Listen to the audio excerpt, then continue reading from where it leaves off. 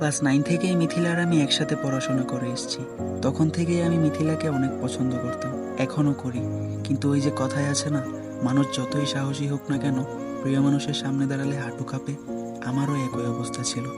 সাহসের অভাবে কখনো ওকে বলা হয়নি ওকে আমি কতটা ভালোবাসি। ওর সাথে আমার প্রথম পরিচয় ক্লাস 9-এ ভর্তি হওয়ার দিন। প্রথম দেখাতেই তার প্রেমে পড়ে যাই আমি। তার মায়াবী চোখ, তার সেই ভুবন রঙিন হাসি আমার মনে তার কাতার মতো গেঁথে আছে। ভর্তির দিনে আমি তাকে তার নাম জিজ্ঞেস করি। সে অবাক দৃষ্টিতে বলল, আমার নাম মিথিলা। কিছুদিন পর স্কুলে ক্লাস শুরু হলো।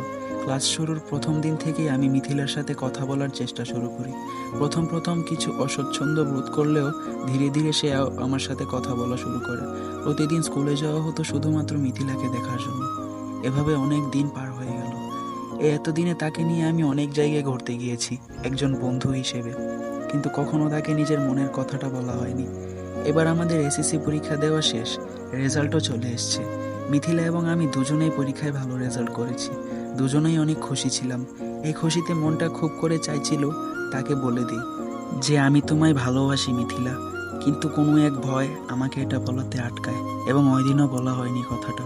সময় পেরিয়ে তার সাথে আজ আমার 8 বছরের পরিচয়। সে রীতিমতো আমাকে নিজের বেস্ট ফ্রেন্ড ভাবে। আমিও আমার মনের মানুষটাকে নিজের বন্ধু হিসেবে এতদিন চলে এসেছি। তার সাথে কাটানো সময়, তার সুখে দুঃখে তার সহায় হওয়া, তার সকল পছন্দ অপছন্দ জানা, এসব আমার মনে এক অন্যরকম শান্তি বিরাজ করত। কিন্তু নিয়তি হয়তো অন্য কিছুই চাইতো। হঠাৎ একদিন সে আমাকে বলল তার বাবা তার জন্য পাত্র দেখেছে। কথাটা শুনতেই আমার মাথায় আকাশ ভেঙে পড়ল। আমি কোনো রকম নিজেকে সামলে মিথিলাকে জিজ্ঞেস করলাম, তুমি কি ওই বিয়েতে রাজি? সে হ্যাঁ জানালো।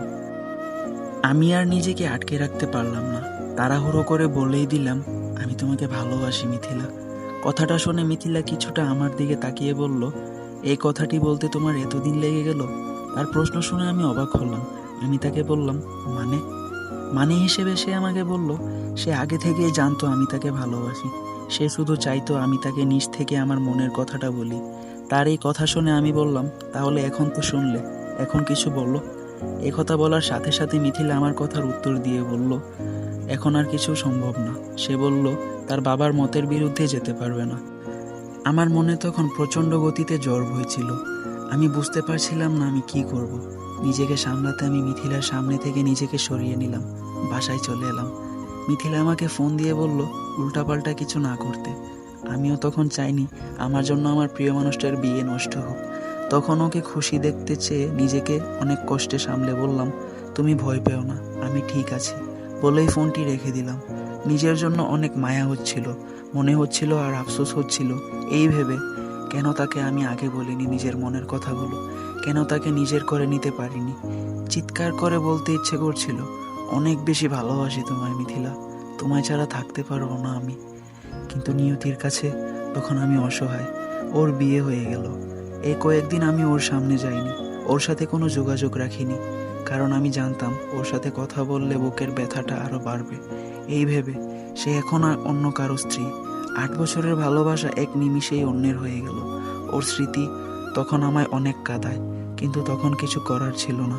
সে তার স্বামীর সাথে অনেক খুশি। আমি তার খুশিতে কোনো প্রকার সমস্যা তৈরি করতে চাইনি। নিজের অসম্পূর্ণ ভালোবাসাকে এভাবেই হারাতে হলো আমায়, এভাবেই হেরে যেতে হলো নিয়তির কাছে।